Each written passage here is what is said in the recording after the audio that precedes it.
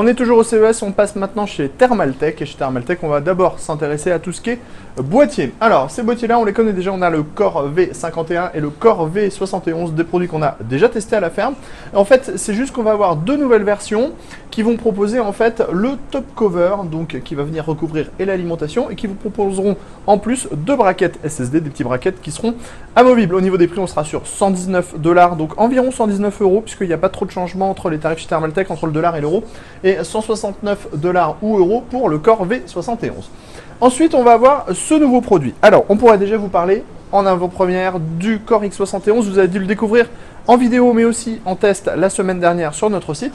En fait, le Core X71, c'est un boîtier full tower en ATX, assez large, 250 mm, et qui permet en fait d'installer une configuration complète sur le dessus, et en dessous on a un autre espace de travail. Donc on pourra mettre par exemple un radiateur de 360 mm en water cooling, ou retirer sa cage HDD pour l'installer dans le bas. Au niveau des possibilités d'intégration, on est vraiment sur du très lourd, parce qu'on a du 480 mm à l'avant, 420, 480 mm, 360 mm dans le haut, 360 mm dans le bas. Au niveau du tarif, c'est 150 $.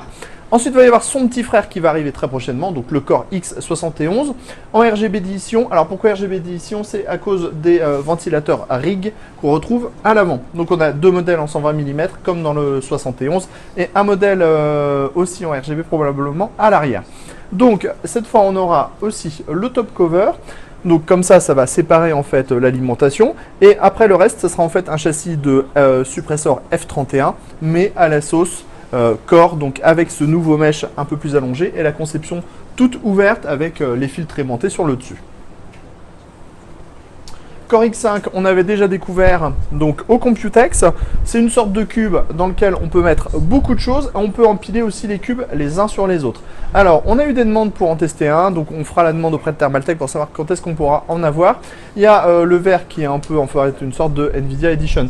Au niveau du prix, on est là aussi, on est entre 149 $ et 169 $ selon les versions. Ensuite, on va passer à toutes les nouvelles versions Core, donc P100, W100, WP100, donc qui permet d'intégrer plusieurs morceaux. Alors, en fait, là, on est un petit peu sur une sorte de boîtier axé un peu serveur, donc ça se voit dans la façon que soit agencées les choses. Ce sont des boîtiers qui sont entièrement filtrés avec système de diode. Vous remarquerez au passage le tout nouveau logo Thermaltech qui va s'imposer, je pense, sur tous les produits de la marque.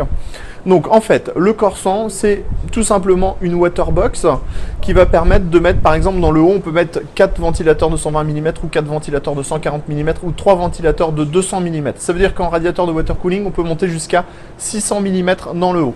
Dans le bas, on peut mettre jusqu'à 560 mm. Sur les côtés, on peut mettre du 480 mm. Bref, il y a des énormes possibilités d'intégration. Et si vous regardez bien, en fait, cette partie-là, elle peut s'imbriquer en dessous.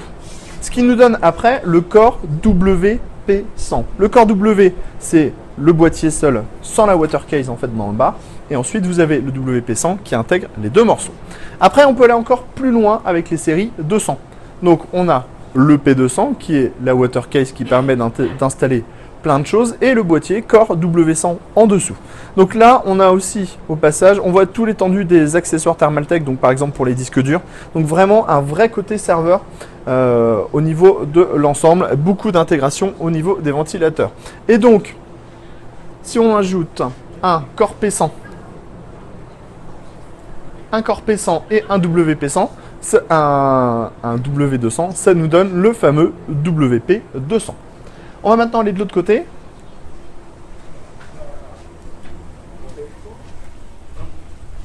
Parce que niveau water cooling, il va aussi y avoir pas mal de choses. Alors on le voit, on a parlé tout à l'heure de radiateur de 600 mm. Eh bien vous pouvez le voir, il est ici. Donc là, il y a 3 ventilateurs de 200 mm. La gamme water cooling de Thermaltech, elle s'est vraiment énormément développée, puisqu'on trouve tout ce qui est nécessaire pour, par exemple, le modding. On a tous les raccords à coiffe, tous les embouts, tous les types de radiateurs.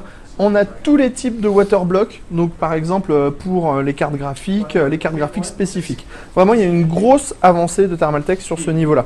On a même par exemple des radiateurs maintenant spécifiques pour les cartes mères et les MOSFET, ou encore pour certaines cartes graphiques comme ici le modèle Strix d'Asus. On a aussi les nouveaux tubes rigides. Donc les tubes rigides sont disponibles chez Thermaltake et Thermaltake propose même aussi l'outil pour cintrer ces tubes. Donc vraiment il y a un gros focus et sur le côté du water cooling et sur le côté du modding. On a aussi toutes les couleurs, donc de liquide. Donc voilà, on peut faire des coups de baguette magique. Alors, laser, oui, c'est Dark Vador, Yoda et Luke Skywalker. Et Mace Windu, mais un peu plus rose. Donc on vous parlait du kit. Donc ça c'est le kit qui permet de cintrer les tubes. On va avoir aussi tout plein de nouvelles rallonges chez Thermaltake. Donc ça va vous permettre vraiment d'entrer dans le modding avec tous les composants possibles et inimaginables. Il y a bien sûr tous les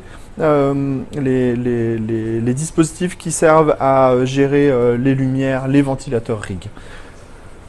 Il y aura toujours bien sûr les systèmes en I/O en 120, 240, 360 mm, donc c'est les Water 3.0, mais avec le système rig, donc on a le petit boîtier additionnel qui permettra de gérer la couleur au niveau des ventilateurs.